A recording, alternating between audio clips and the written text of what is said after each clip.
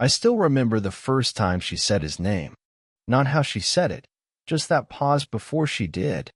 That little inhale people take when they're about to mention someone they think they shouldn't. The kind of breath that hangs in the air a little too long. His name was Derek. Back then, she said it like you'd mention mold. Something damp you noticed on the wall of someone else's house. Ugh, Derek's such a creep, she told me. I can't stand how he talks to women. It's like he thinks he's God's gift or something. That was 2 years ago. Derek was a bartender at the rooftop lounge her firm hosted events at.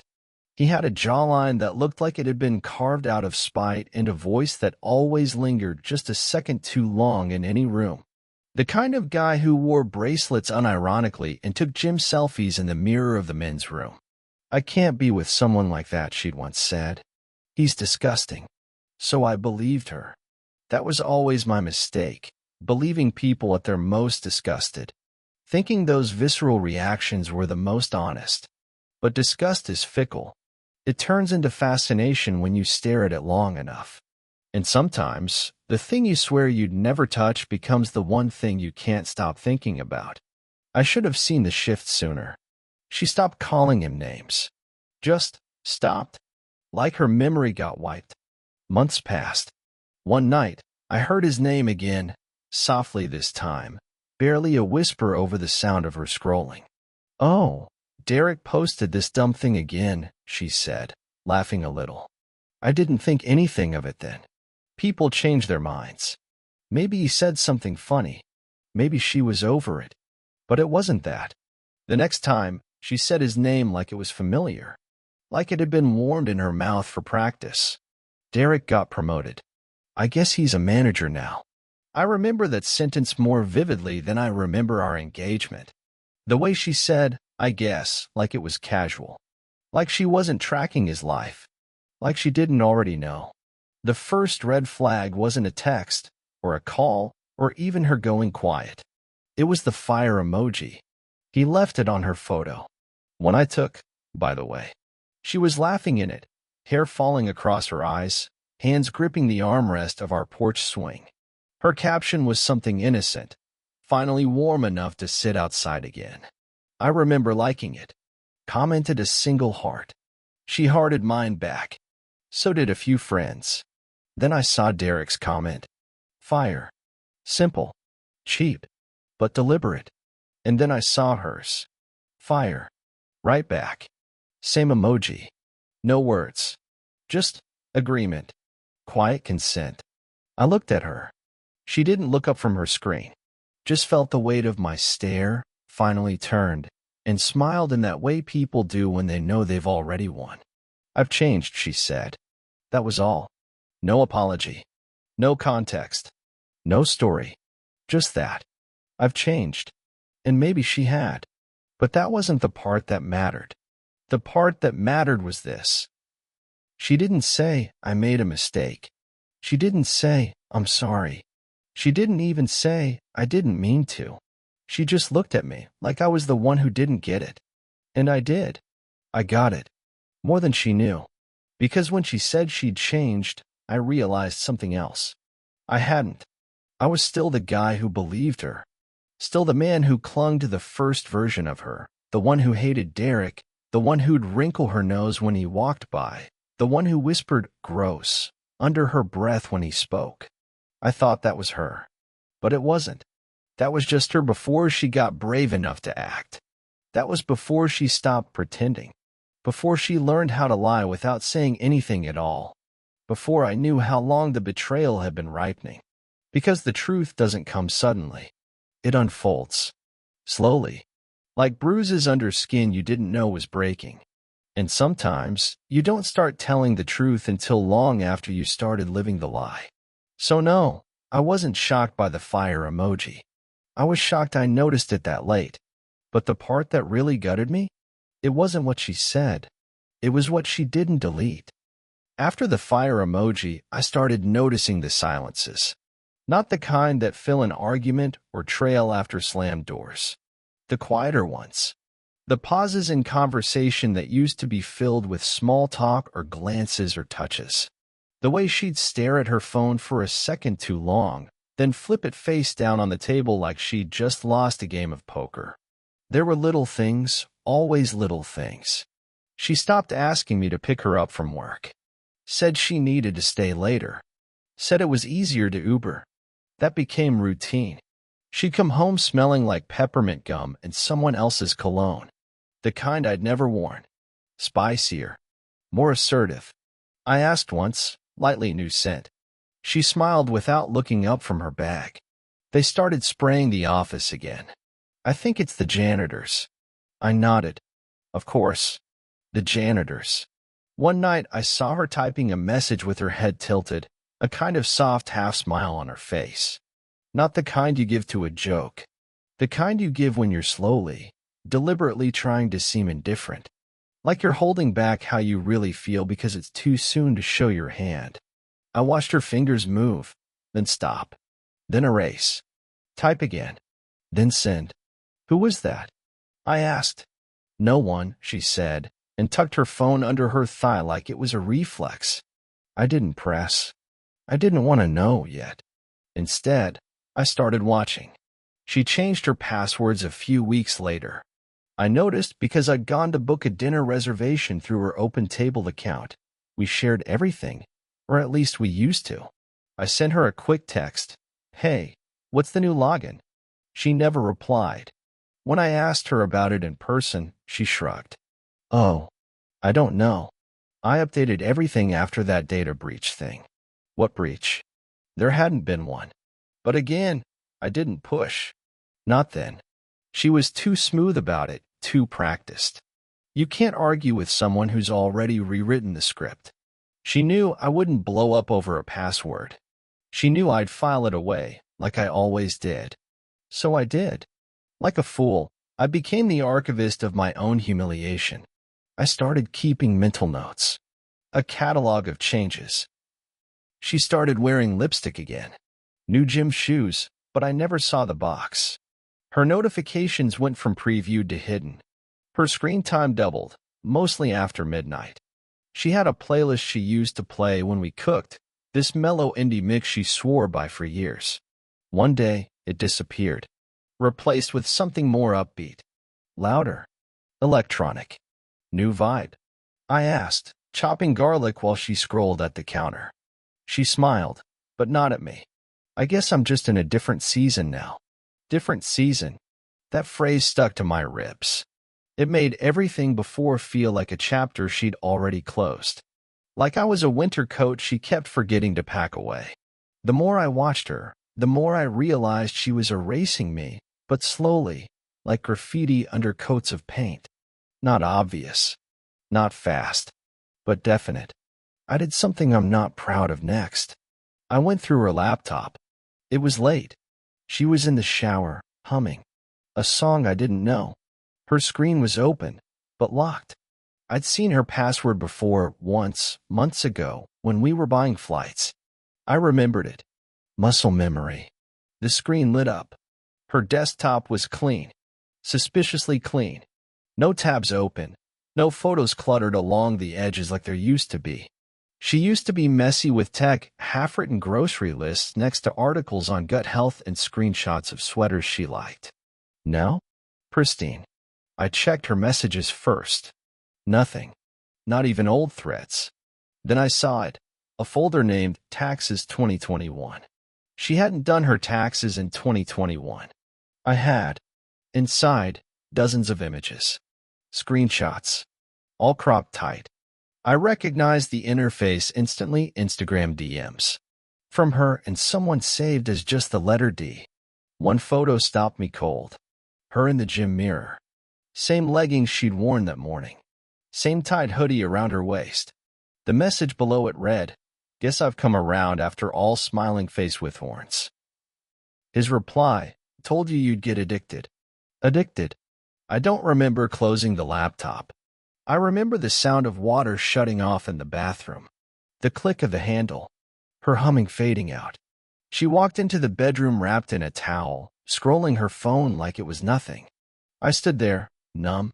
She didn't look at me. She just walked past, dropped the towel, pulled on a t-shirt, and crawled into bed. The silence was deafening. I wanted to scream, wanted to grab her by the shoulders and demand answers. Ask her how long she'd been feeding me scraps while feasting somewhere else. But I didn't. I sat on the edge of the bed and stared at the wall. Eventually, she sighed. "You okay?" I nodded. "Just tired." She touched my arm. "I know things feel off, but I'm just trying to figure myself out right now. You know?" I nodded again, because by then, I'd realized something. She wasn't cheating on me with Derek. She was becoming the version of herself that would. And I wasn't part of that version. I was the before. Derek was the after. And she was already halfway gone. Some betrayals don't come with red lipstick stains or unfamiliar hotel receipts. Some come in the shape of everyday things, a favorite mug placed in the wrong cabinet, her coat hanging on a hook she never used before, a laugh that sounds too polite, a sigh that's too intentional. It wasn't the cheating itself that broke me. It was the things she stopped saying. She used to tell me about her dreams. The weird ones, the long ones. The ones that made no sense and had her waking up disoriented and grinning. Now, I'd wake beside her and she'd already be scrolling, eyes lit by a screen instead of the morning sun. No more sleepy, guess what I dreamed? Just a quick morning and then silence. She used to send me photos from work, boring ones, blurry ones. A coffee mug, a coworker's bad haircut, a post-it someone stuck on her laptop that said Queen of the Deadline. Now her phone stayed dry. Her days, apparently, went undocumented. But I knew better. Because one night, when she fell asleep on the couch, phone still lit in her hand, I saw a preview of a message on her lock screen. It was from someone named D. The preview said, "Still up? Missed your face today." I memorized the name. The next morning, while she was in the shower, I searched through her Instagram again. No account with that name followed her. She wasn't following anyone named D either. I knew what that meant. They were messaging on a burner, or Snapchat, or maybe she'd changed his contact name to something less obvious. I checked her texts. Nothing under D. But then I found it. D was Derek. She had just saved him as something softer, like a secret she'd already forgiven herself for. His texts weren't explicit. They were worse. They were intimate. Photos of his dog, a bad dinner he made, a pair of concert tickets he said were ours, if you're still in. One thread just said, "Derek, still thinking about what you said." Her, "I meant it." Derek, "About me being a face?" Her, "No, about me never being the same after this." I stood in the hallway that morning while she made eggs, the scent of rosemary filling the space between us. Her back was turned. She hummed a tune under her breath, one I didn't recognize. I wanted to ask what she meant in that message. I wanted to scream. Instead, I just stood there, watching the life we built like a stranger might, disconnected, observing the cracks, listening for the splinters. She plated the eggs like she always did. 2 for me, 1 for her. Same mugs, same table. But something about it felt rehearsed, like she was performing a memory she no longer felt. "I might go to yoga later," she said. "You okay if I take the car?" I nodded. "Sure." She smiled, like nothing was wrong. "Thanks." Later that day, I checked her car GPS history. She hadn't been to yoga in weeks. But there was a new address on the list, repeated multiple times over the last 2 months. An apartment building 20 minutes away. A place I'd never been. No friends of hers lived there. No family. Just a sterile, gray name, Hawthorne Residences. I didn't go that day. I waited. I wanted to know everything before I burned everything down. So I watched her patterns. Every Thursday, she said she had late meetings. Every Thursday, she left around 5:30 p.m. And every Thursday, her location pinged at Hawthorne. She came home smelling faintly of his cologne. It became a ritual, a tragedy on repeat. But the part that gnawed at me, what truly shredded the last fiber of my trust, wasn't just that she went. It was how light she became after. She'd hum again. She'd text people back. She'd laugh at my jokes, even though I could tell she wasn't really listening. It was like the betrayal gave her oxygen. Like lying to me was its own kind of liberation. That next Thursday, I followed her. Parked 2 cars back. Waited as she got out in jeans and a hoodie. No gym bag. No yoga mat. She buzzed herself in with confidence. She knew the code. Didn't hesitate. 38 minutes later, I saw the window light up. I stood there, across the street, in the shadow of a tree, counting the stories. Watching her silhouette move. His shadow passed behind her. She leaned into it. And I knew. There wasn't a version of the story where she tripped and fell into this. She had chosen him. The man she once called disgusting. The man she laughed off. She hadn't just changed her mind. She'd rewritten her entire emotional history. And that, somehow, was the worst part. Not the infidelity. Not the lying. But the rewriting. The fact that, in her new version, I was already fading from memory. Like I'd been a placeholder. A thing she tolerated until she gave herself permission to want more. Or less. Or him. That night, she came home humming. Threw her hoodie on the back of the chair, slipped off her shoes. Sat beside me on the couch like nothing had happened. I stared at the TV, pretending to watch. She leaned her head on my shoulder. I didn't move. "I'm glad we're in a better place," she said quietly. My chest stayed still. I wanted to ask, better for who? But I didn't. Because something colder had settled into me by then. Not rage. Not grief. Calculation. She thought I didn't know. But I did. And that meant I had time.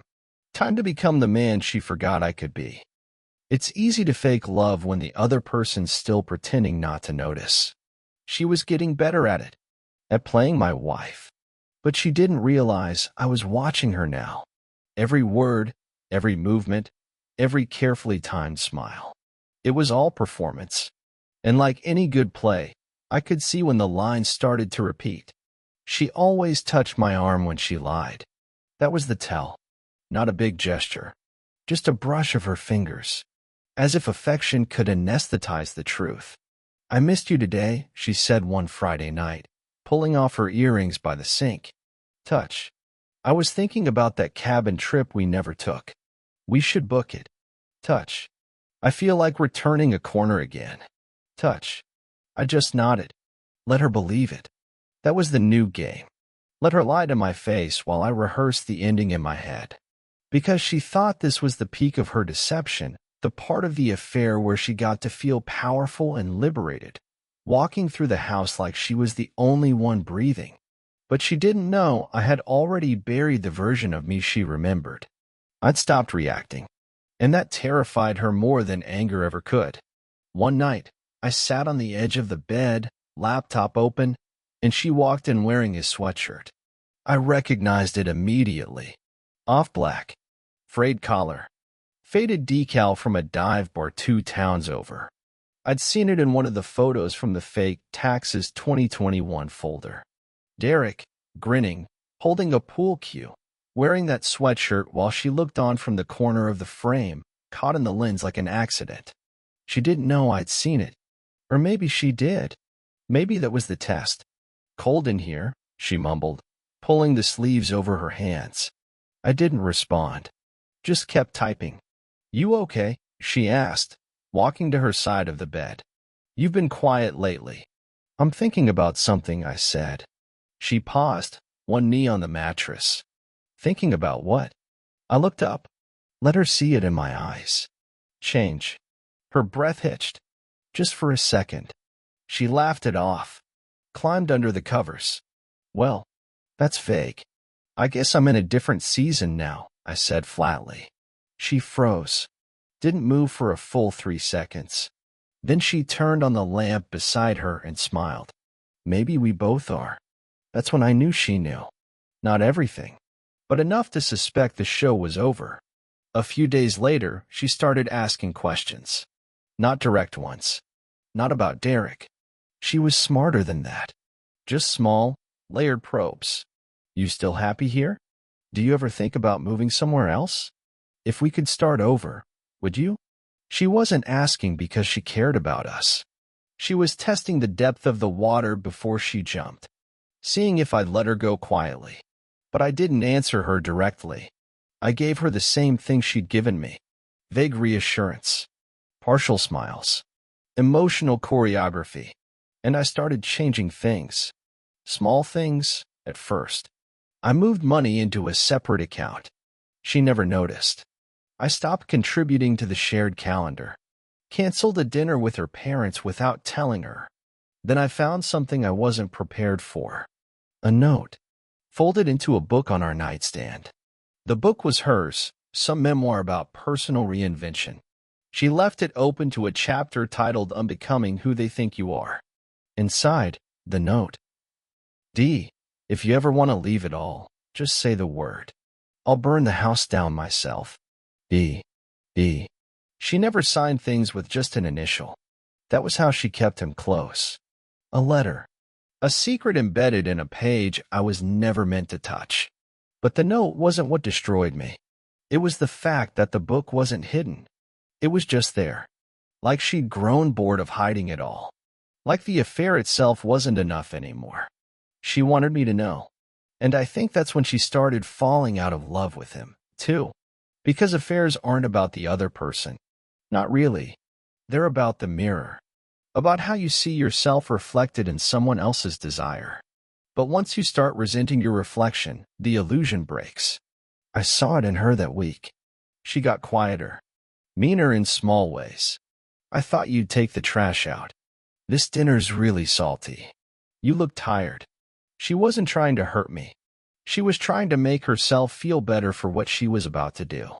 Villainize the version of me she wanted to leave behind. But I wouldn't give her that version. I kept the kitchen clean. I shaved. I smiled at her family during calls. I made her coffee in the morning. I let her feel like she was leaving a good man. Because people like her can't stomach leaving a villain they created. They want to walk away from something noble, so they can feel like heroes. And she needed to feel like the hero of her own story. I was rewriting my part in it. From inside. Then came the Sunday morning when she broke. We were sitting on the porch. Coffee between us. She hadn't touched hers. Birds chirped somewhere above. A lawnmower buzzed faintly 2 houses over.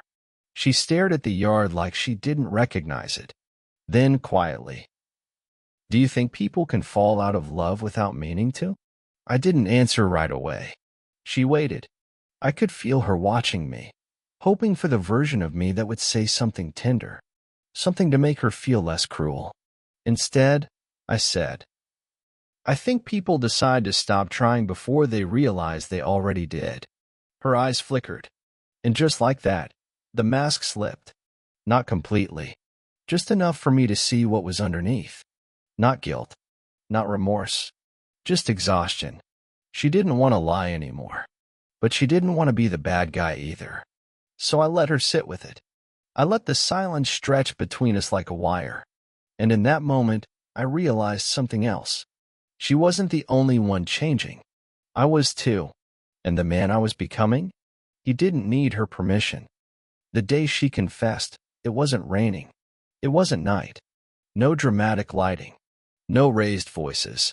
Just morning light bleeding through the blinds and a silence that had been fermenting for weeks.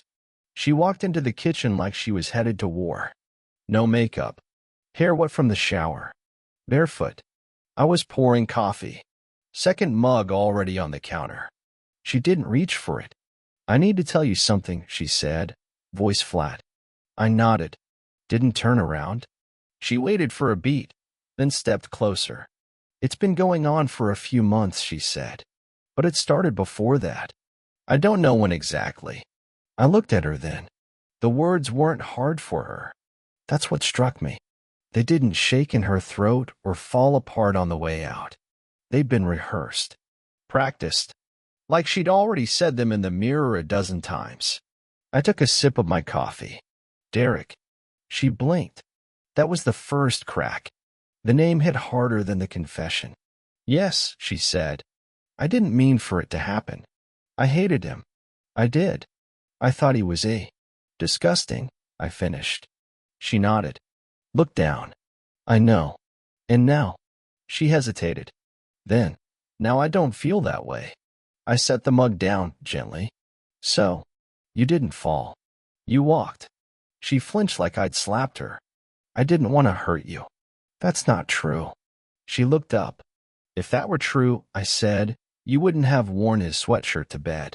You wouldn't have left that note in the book. You wouldn't have let him light up your photos like a goddamn flare while I sat next to you on the couch pretending not to see it. Her lip trembled. Just once. Then she hardened again. I didn't know how to end it. You still don't, I said. You just want me to do it for you. There was a silence. Dense. Cold. She looked around the kitchen like it belonged to someone else. Her eyes paused on the fruit bowl, the crooked magnet on the fridge, a spoon on the counter, still wet from the dishwasher. She looked at the life we built like it was a crime scene. And maybe it was. I'm sorry, she said finally. But she wasn't. She was tired. Of lying. Of waiting. Of pretending to be two people. I walked past her, into the living room, picked up the envelope I'd prepared 3 days ago, laid it flat on the table between us. What's this? You wanted me to end it, I said. So I did. Inside. A signed lease for a small apartment 2 neighborhoods over. A schedule for movers. The updated financial breakdown. Divorce papers. Unfiled. Unforced. Her name wasn't crossed out. Mine wasn't either. Choice. That's what I was giving her. And that, I think, scared her more than anything. She stared at the envelope like it might burn her hands. You planned this. I watched you fall out of love with me for months, I said. What did you think I was doing? Her face twisted. Anger, confusion, shame, all fighting for space. She picked up the envelope but didn't open it. Just held it. So that's it. That's it, I said. And then, because I knew her. But if you want him, you don't need to wait. Go now. I won't stop you. She didn't move. Because it wasn't about him anymore. It never had been. This was about her. About the stories she wanted to tell herself about who she was and why she needed to break something good to feel alive again. And now the story was real. No more pretending. No more villain in the mirror. Just her. Standing in a kitchen full of quiet decisions. She left 3 days later. Didn't take much. A few bags. A box of books. Her plants. The good towels. She didn't say where she was going. I didn't ask. But I knew it wasn't Hawthorne. And it wasn't with him. Because 2 days after she left, Derek messaged me. From a burner account. I almost didn't open it. But curiosity is sharp teeth. She's done with me. Just figured you should know. No apology. No bravado. Just that. I didn't reply. Didn't need to. He wasn't the threat. He never was. She was. And now, she was gone. The silence she left behind was different than the one before. It was cleaner. Sharper. I scrubbed the house of her. Took down the prints she picked out. Boxed the sweaters that smelled like her shampoo. Changed the bed sheets. Rearranged the furniture. Even swapped out the fruit bowl. She wouldn't recognize the place now. And that made it mine again. A few weeks later, I got a letter. Not a text. Not an email. An actual letter. Folded neatly. Handwritten. No return address. I didn't leave because of him. It started. I left because I didn't recognize myself anymore. And because you stopped fighting for me. I guess we both stopped pretending at the same time. She wrote about the early days. The porch swing. Our first Christmas. The night I found her crying in the parking lot after she got passed up for the promotion. Then she said something I'll never forget. You were the only person who ever made me feel safe. But after a while, I wanted to feel something else. I thought that meant you weren't enough. Now I'm not sure what it means. She ended it with, I miss the man I made you stop being. I folded the letter, slid it into a drawer I never opened. Not because I forgave her, but because I wanted to remember what it feels like to be rewritten in someone else's story, and what it feels like to write yourself out of theirs before they get the chance to finish the ending for you. It's strange how quickly a house adjusts to absence. The first week, it echoes. Cups clink louder. The floors creak more than they used to. The fridge hums like it's waiting for something. By the second week, the silence becomes less aggressive. It no longer reminds you what's missing. It just exists. Like a blanket no one asks for. She left her scent in the closet. That herbal, citrus thing she used to wear when she wanted to feel put together. I boxed it with her clothes. I didn't smell it. Not once. Just folded everything neatly, like she'd died instead of walked out. I left the envelope she never opened on the dining table for 3 days after she left. Then I burned it. Not in anger. I didn't want to throw it away. I didn't want to recycle it. I wanted it gone. Ashes cleaner than memory. After that, I started sleeping better. I kept waking up expecting her weight on the other side of the bed, but my body slowly began to forget. It learned to stretch, to breathe, to claim space again. And in the quiet, the questions came. Not about Derek. He was never the question. He was a symptom. The question was me. When did I stop seeing it? When did I stop demanding more? When did I decide that pretending was easier than bleeding? Because I knew long before the emoji. Long before the note. I saw her turning toward him like a plant to light. I just closed the blinds and hoped she'd grow crooked enough to come back to me. But she didn't. And I think part of me admired that. Her commitment to the fall. Her refusal to look away once she gave herself permission. That's the thing about betrayal. The moment it happens isn't the cut. It's the slow sharpening of the knife before it. You watch them do it. You hand them the blade. You look down at your chest and say, "Not here. Aim lower." Because somewhere in you, you need to believe you still matter enough to be destroyed. I used to think I'd confront her.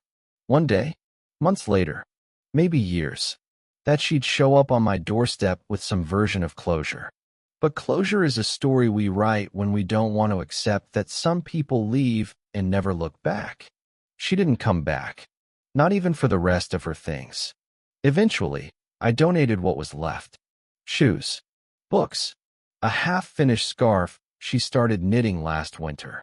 The woman at the donation center asked, "Do you want a receipt?" I told her no. I already had one. It was in the lines on my face that hadn't been there last year. In the way I paused before trusting a stranger's smile. In the way I'd stopped using the word always. One night, I found myself scrolling through old photos. I don't know why. Maybe I wanted to remember what she looked like before she learned how to lie in silence. There was one of us at a friend's wedding. She was looking at me, laughing, head thrown back, eyes crinkled. I looked different, lighter. I wanted to reach into the photo, warn myself, tell him to watch the way she said "I hate that guy" about Derek. To notice the way her voice softened the second time. The way her eyes drifted when she was bored with you. But that version of me wouldn't have listened. Love makes you blind. Ego keeps you there. I closed the photo. Deleted the album. It was time to stop mourning someone who didn't die. It was time to stop loving someone who wasn't real. And here's the thing no one tells you after betrayal. There's no final scene. No confrontation in the rain. No dramatic apology. Sometimes it just ends. Quietly. Thoroughly. You stop checking your phone. You stop rehearsing conversations that never happen. You stop expecting them to feel your absence like you felt theirs. And slowly, excruciatingly, you begin to return to yourself. Not all at once. Not like a movie. It happens in pieces. The first time you laugh and mean it. The first time you cook a meal without thinking if she'd like it. The first time you sleep through the night and don't wake up reaching for her shape in the dark. I started running again. Not to escape, but to remember. I deleted my social media. Took up woodworking in the garage. Refinished the porch swing she never liked. And one day, I caught myself singing. In the kitchen, while pouring coffee. I stopped. Not because it hurt, but because it didn't. I stood there, alone in the morning light, humming a tune I didn't recognize. And I smiled. Because somewhere between the fire emoji and the folded note, And the goodbye she never said out loud, I'd been remade. Not stronger, not wiser, not better, just honest. And if there's anything betrayal teaches you, it's that honesty isn't something you give to everyone. It's something you earn back, one quiet morning at a time. Thanks for watching. If this story pulled you in, make sure to subscribe and hit the bell so you never miss the next confession. Until next time, take care and watch who you trust.